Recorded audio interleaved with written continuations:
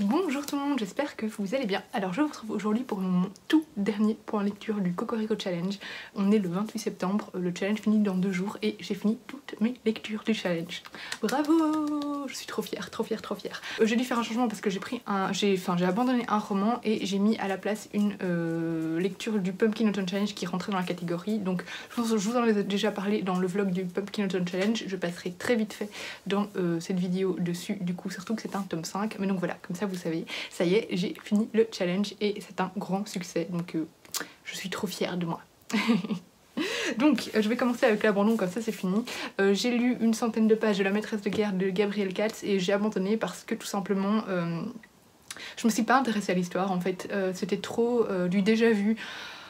Ouais, je me suis ennuyée, je trouvais qu'il y avait beaucoup de clichés, la fille super belle, le gars super beau qui a beaucoup d'abdos, enfin voilà. Donc en fait dans cette histoire là on va se retrouver en pleine guerre.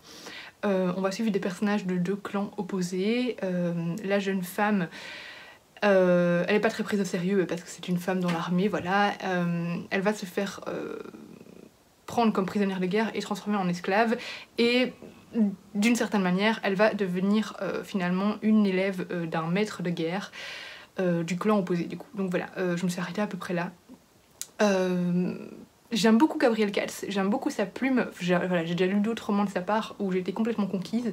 Je crois que celui-là c'est un roman qui date d'il y a quand même, enfin c'est d'office, je pense que c'est un de ses premiers romans, de 2013. Alors je sais pas si c'est un de ses premiers romans, mais en tout cas ça date d'avant les romans que j'ai pu lire de lui, qui sont pour moi beaucoup plus développés, une plume beaucoup plus travaillée. Ici je trouve qu'on est quand même dans une plume assez simple, on est dans du cliché, et ouais, l'histoire c'était tellement du déjà vu que ça m'a pas intéressée, donc j'ai abandonné. Je m'ennuyais, vraiment je m'ennuyais, donc voilà, c'est la seule raison pour laquelle j'ai abandonné, c'est parce que c'était pas, voilà, je n'étais pas plus emballée que ça par l'histoire. J'ai tellement à lire que je me suis dit restons là avec ce roman. Du coup je l'ai remplacé par le tome 5 du Secret du Faucon, donc de Ade Martel. Donc je vous en ai déjà parlé en long et en large du Secret du Faucon. On est dans de la fantaisie médiévale, on va suivre Cyrielle qui a été élevée par des sœurs, par des nonnes, mais qui est en fait fille de comte, et elle va retourner dans le tome 1 chez son oncle qui est devenu comte. À la base c'était son père qui était comte, mais ils sont tous morts, toute sa famille est morte. Et donc c'est la seule héritière, mais elle a été envoyée dans un couvent. Et là maintenant elle va retourner chez son oncle et en fait elle va découvrir qu'il y a pas mal de secrets qui sont cachés, notamment sur sa famille. Voilà, le tome 5 était, je crois que c'est devenu c'est un de mes préférés en fait. Les 4 et le 5, 4, 5 et 1 c'est mes préférés, j'aurais du mal à choisir lequel je préfère. Je suis passée par toutes les émotions, j'étais extrêmement stressée, j'avais l'impression d'être dans Game of Thrones vraiment, tellement c'était angoissant, tellement on ne savait pas ce que nous réservait l'autrice. L'autrice est une vraie, une horrible personne, voilà, c'est une horrible personne. Qui n'hésite pas à nous torturer, à nous, voilà, elle ne nous épargne pas.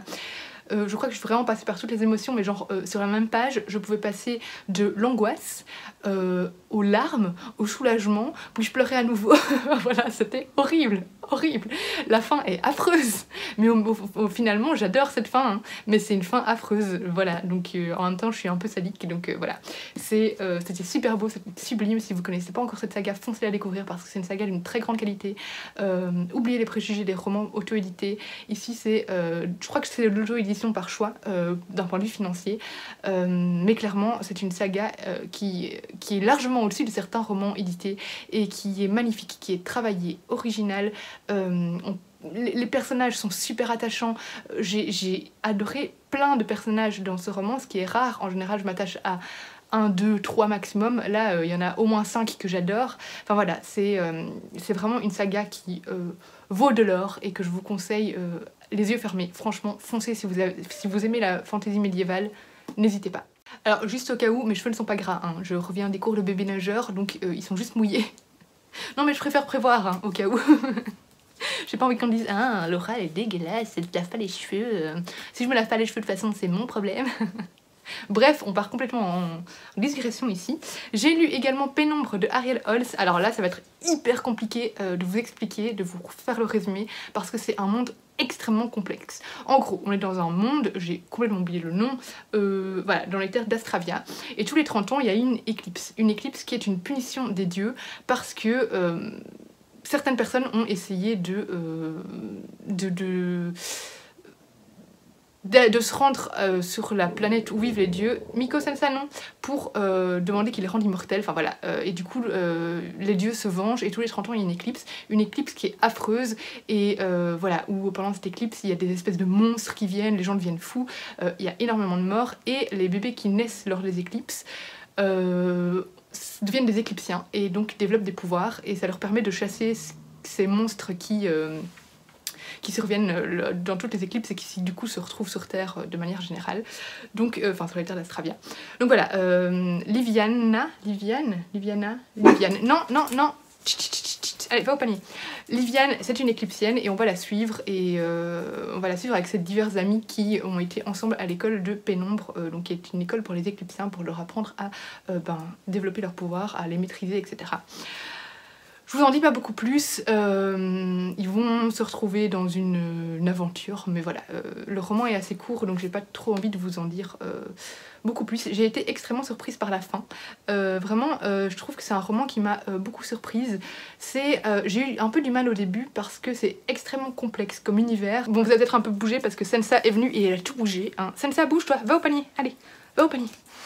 Donc comme je disais, c'est un univers hyper complexe, donc au début j'avais vraiment du mal parce qu'il y a plein de termes inventés, tout est inventé en fait, et au niveau des pouvoirs et tout c'est un peu difficile à comprendre, donc voilà, au début j'ai dû un peu m'accrocher, mais la plume d'Ariel Holz fait qu'on est complètement embarqué dès le début, même si voilà, comme je vous dis, il faut s'accrocher au début parce que il faut être attentif en fait, il faut être réveillé, il faut pas être fatigué en commençant cette lecture, et petit à petit l'univers se développe. Alors il aurait pu être un peu plus long pour moi, pour développer encore plus le tout, pour apprendre à connaître encore un peu plus les personnages et pour pouvoir s'attacher un petit peu plus à ces personnages. Mais néanmoins, voilà, j'ai trouvé qu'il y avait tout un panel de personnages intéressants, parfois un peu cliché peut-être, mais très chouette. Une histoire avec des flashbacks. Et voilà, c'était vraiment un très chouette roman que j'ai beaucoup aimé, un très chouette univers, très original, vraiment, j'ai jamais lu de roman dans ce genre. Enfin, je veux dire, voilà, c'est vraiment... c'est pas un ovni, mais j'ai trouvé ça très original et j'ai trouvé la fin très surprenante. Je m'y attendais pas du tout et voilà, j'ai été vraiment convaincue par cette histoire. De toute façon, Ariel Holz en général, je suis convaincue par tout, sauf par Fingis Mallister que j'avais moins apprécié parce qu'il était un petit peu problématique, mais voilà. Mais voilà, mis à part ça, tous ces romans sont des pépites, coup de cœur pour les sœurs Carmine, surtout le tome 2, mais voilà, franchement si vous connaissez pas cet auteur et que vous aimez la SFFF, foncez parce que c'est un auteur de talent qui a une plume voilà, maîtrisée, fouillée, il a une imagination débordante, je sais pas comment il fait, hein, mais toutes ses histoires sont à chaque fois très différentes et super originales. Et il a une plume mordante également, alors un peu moins dans ce livre-ci. Je trouve qu'on retrouve un petit peu moins ce mordant de sa plume qu'on peut retrouver dans ses autres romans. Mais voilà, c'est toujours un réel plaisir de lire cet auteur et j'ai hâte qu'il sorte encore un roman. Et alors, dernier roman, c'est celui avec lequel j'ai terminé mon Cocorico Challenge et j'ai adoré, je l'ai lu en 2h30. Il fait quoi? Il fait 350 pages, 330 pages. Mais alors, il est très aéré, hein. Il y a beaucoup de dialogues, c'est écrit très grand, c'est très aéré et j'aimerais bien me renseigner un peu sur l'histoire parce qu'il est mis qu'il s'est basé sur des faits réels, sur un vécu, et au début l'autrice nous parle mais je sais pas si c'est vrai ou pas, enfin voilà, bref, va falloir que je me renseigne un petit peu, mais voilà, je l'ai lu en une soirée, le lendemain il me restait, enfin au moment d'aller dormir en fait il me restait 30 pages, mais il était hors de question que j'embarque ce livre à côté de mon lit, hein. Donc il est resté en bas, hein. J'ai pris Anne de Green Gables, Anne d'Avonlea, pardon, à la place pour lire un petit peu avant d'aller dormir et je l'ai terminé le lendemain matin parce que voilà, c'était hors de question que je le prenne près de moi. C'était assez angoissant mais pas aussi effrayant que ce que je pensais, encore heureux.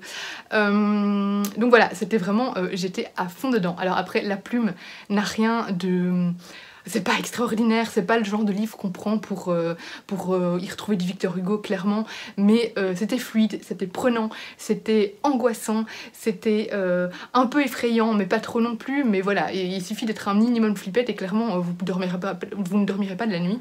En gros, dans cette histoire-là, alors Céline de Couler comme langue m'avait dit attention, c'est une saga, donc ce serait peut-être mieux de lire les autres. Non, pas spécialement, même si peut-être que pour apprendre à connaître un peu le village, enfin la ville, ce serait mieux pour son histoire et tout ça, mais en fait on nous explique quand même tout, notamment dans la préface, et il est bien mis qu'on peut lire cette saga, donc la saga des îles du Nord, pardon, il y a 3 livres, dans l'ordre ou dans le désordre, donc ça m'a clairement pas posé de problème ici parce que c'est une histoire complètement différente. Donc ici on va se trouver dans une ville qui est habitée par les forces obscures parce que il y a eu, et c'est une ville qui existe apparemment, c'est au Canada et j'ai oublié, à Malartic, et en fait c'est une ville qui a connu beaucoup de décès, notamment dans des mines et l'incendie d'une église, etc. Du coup, il y a pas mal de forces négatives. Et en fait, on va suivre ici une jeune maîtresse qui va enseigner à des enfants de maternelle. Donc elle a une classe avec des enfants de 5 ans et dedans il y a un enfant qui ne parle pas. Voilà, il est très bizarre, très étrange, il ne parle pas. Et elle va en fait découvrir petit à petit que sa famille est très étrange et qu'il y a peut-être des forces maléfiques derrière tout ça. Et en fait ce petit garçon est simplement possédé, hein, donc c'est une histoire de possession, etc. C'était passionnant, vraiment, j'ai adoré. Après je lis pas beaucoup d'histoires, je regarde plus de films d'horreur que je lis de livres d'horreur, à part les Stephen King, mais je veux dire vraiment d'histoires de possession, etc. J'en lis pas beaucoup. Du coup je suis pas du tout lassée du genre. Peut-être que si vous lisez beaucoup du genre, cette histoire-là vous apportera rien. Moi j'ai vraiment été emportée, je voulais plus lâcher le livre, j'ai vraiment, c'est assez rare. J'ai fortement tendance à aller sur mon téléphone quand je lis. Ici, mon téléphone était sur le côté et je suis quasiment pas allée dessus, quoi. Je lisais 100 pages sans voir passer les 100 pages, tellement j'étais prise dans l'histoire. C'était vraiment génial, je vous la conseille. C'est assez flippant, hein, clairement, mais pas au point de ne pas dormir la nuit. Pas au point de ne pas dormir la nuit. Peut-être qu'on filme, ça passera un peu moins, mais, mais voilà, en tout cas pour moi. Hein. Par contre, si vous flippez au moindre truc, ne foncez pas vers cette histoire. Mais voilà, c'est vraiment un livre voilà, où il y a tout. Il y a la dose de frisson, la dose d'angoisse, la dose de... en même temps de... description de la ville, de son histoire, on nous apprend à connaître, enfin oui, on nous présente les habitants, etc. Donc ça va vite, mais en même temps ça prend son temps. Donc voilà, vraiment j'ai beaucoup aimé, et au final du coup j'ai bien fini ce challenge, et du coup j'ai fait tout tomber. J'ai fait que des bonnes lectures en fait pour ce challenge. Je réfléchis, je ne me souviens plus quels étaient les premiers romans, mais les premiers romans que j'ai lus. Mais il me semble que j'ai fait que des bonnes lectures, à part cet échec-là, hein, La maîtresse de guerre, qui est un gros échec. Mais sinon, j'ai fait que des bonnes lectures. Du coup, j'ai fait un très bon choix dans, dans mes livres pour ma pile à lire. Voilà, du coup, c'est tout pour cette vidéo. J'ai adoré faire ce challenge. N'hésitez pas à me dire si vous avez participé, si un de ces livres vous fait envie, si vous en avez lu un, si vous avez lu La maîtresse de guerre et si vous avez plus apprécié que moi. Voilà, on se retrouve en commentaire. Merci pour votre enthousiasme comme d'habitude et on se retrouve bientôt pour une prochaine vidéo. Bisous!